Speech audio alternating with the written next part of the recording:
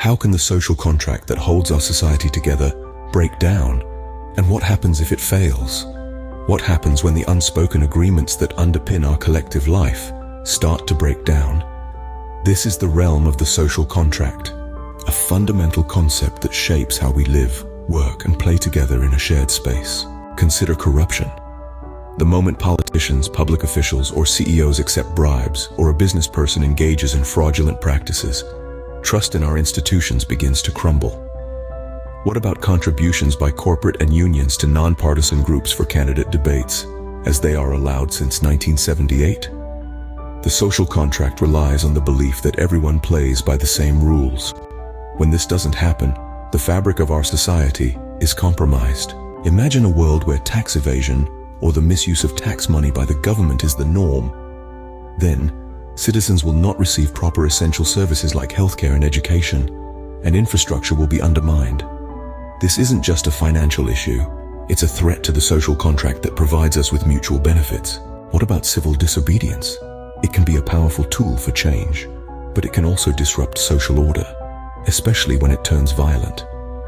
While it may be used to protest perceived injustices, too much of it undermines respect for the rule of law and challenges the social contract. Other threats to the social contract are hate speech and discrimination. These are two more factors that can erode a social contract. They divide us, create conflict, and undermine the principle of equal rights and respect for all members of society. Here is another factor.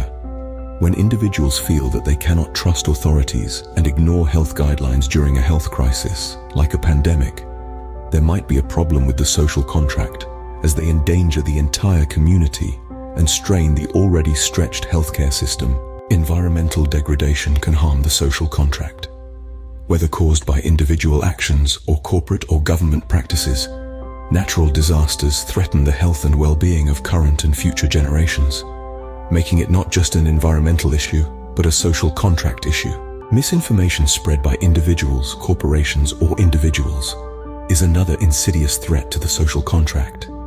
It sows discord, undermines informed decision-making, and can destabilize societal institutions that rely on trust and truth.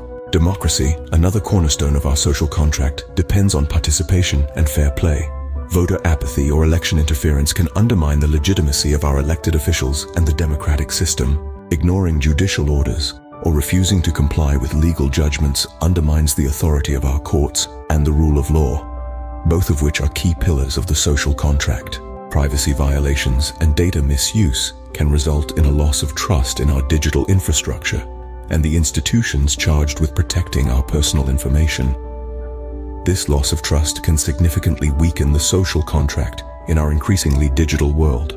Cultural insensitivity and the loss of cultural identity can lead to cultural erosion and tensions between different groups.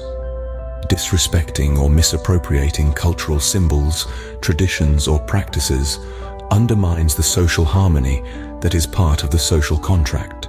Lastly, neglecting education and misinforming the youth can lead to an ill-equipped populace to participate effectively in society. This threatens the future stability and prosperity of the community, and indeed, the very fabric of our social contract.